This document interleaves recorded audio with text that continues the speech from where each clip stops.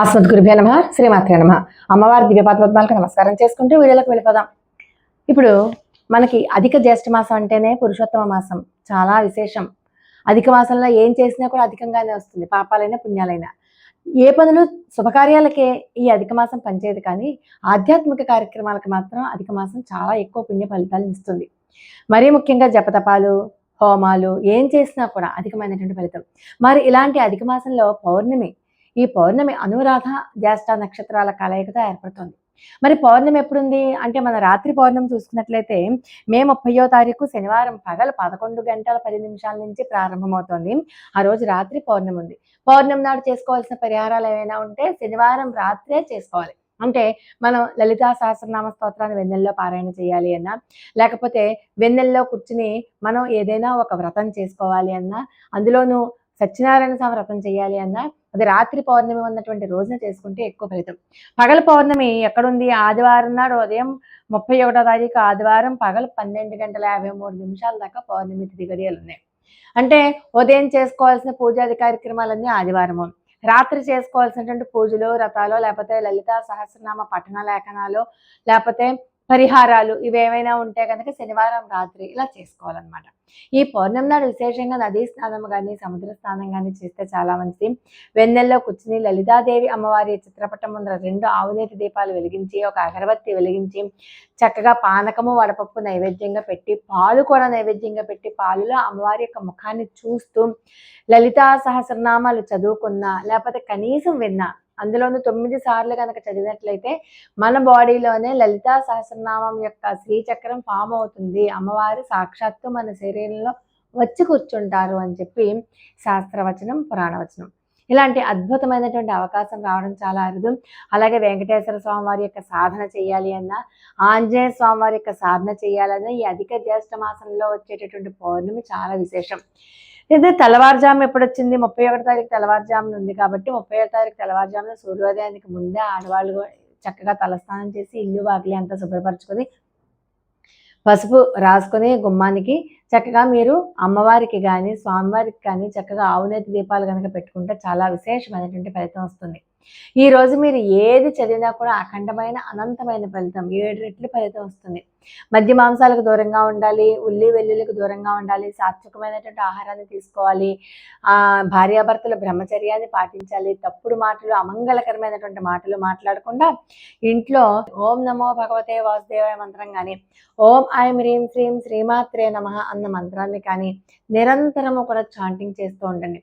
మీకు వీలైతే శివ సహస్రనామాలు కానీ, లేదా అమ్మవారి యొక్క నామాలు చదువుకోండి. స్తోత్రం కనుక రాకపోతే నామాలు విన్నా కూడా అఖండమైనటువంటి పుణ్య ఫలితం కలుగుతుంది అనమాట. ఈ అధిక జ్యేష్ఠ మాసంలో వచ్చేటటువంటి పౌర్ణమిని వదులుకోవద్దు. ఇంట్లో ధూపం వేయండి. ఈశాన్యం మూల చక్కగా ఒక ఇత్తడి చెంబులో పసుపు, కుంకుమ, యాలకులు, లవంగాలు వేసి, జవ్వాది పౌడర్ కూడా వేసి, ఒక పుష్పాన్ని పెట్టి, ఆ పెట్టినటువంటి కలశాన్ని ఈశాన్యం మూల పెట్టిన, లేకపోతే గుమ్మం బయట పెట్టినా, మీ ప్రధాన సింహద్వారానికి బయట పెట్టినా కూడా చాలా మంచిది.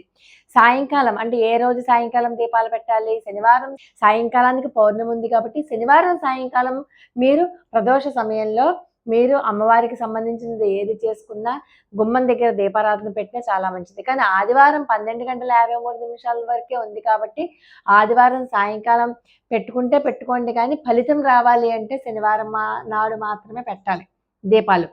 పూజ ఆదివారం పొద్దున చేసుకోవాలి. శనివారం రాత్రి పరిహారాలు చేసుకోవచ్చు, ఎందుకంటే పౌర్ణమి తిథి గడియలు ఆ రోజు ఉన్నాయి కాబట్టి ఈ 2 రోజులు కూడా ముఖ్యమైనవే.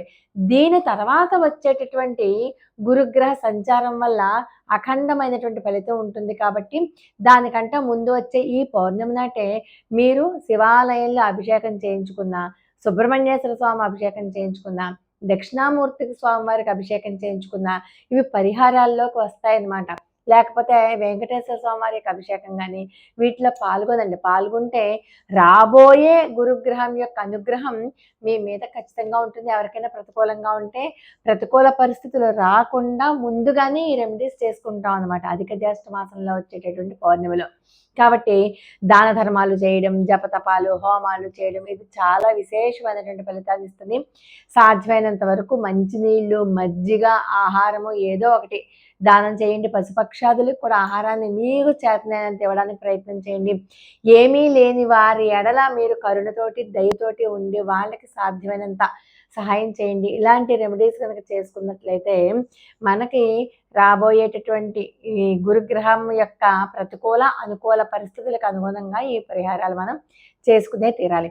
మరీ ముఖ్యంగా పౌర్ణమి నాడు అంటే శనివారం నాడు సాయంకాలం ఖచ్చితంగా రావి చెట్టు చుట్టూతా ప్రదక్షిణ చేయండి. రావి చెట్టు దగ్గర దీపారాధన చేసి ఒకసారి ఆ రావి చెట్టు దగ్గర కూర్చుని మీరు ప్రశాంతంగా భగవన్ నామస్మరణ చేయండి. విష్ణు సహస్రనామ స్తోత్రాలు చదివినా, విన్నా, రాసుకున్నా, లలితా సహస్రనామ స్తోత్రాలు చదువుకున్నా, విన్నా, రాసుకున్నా చాలా అఖండమైనటువంటి ఫలితం వచ్చి తీరుతుంది. అందులో అనుమానం లేదు. ఉత్తర పీఠికలో ఖచ్చితంగా లలితా సహస్రనామ లేఖన యజ్ఞం చెయ్యండి అని చెప్పి క్లియర్గా రాసింది. మీరు వీలైతే ఆ ఉత్తర పీఠికను చదవడం అలవాటు చేసుకోండి. లోకా సమస్త సుఖినో భవంతు. మరొక అద్భుతమైన వీడియోతో మళ్ళీ కలుసుకుందాం.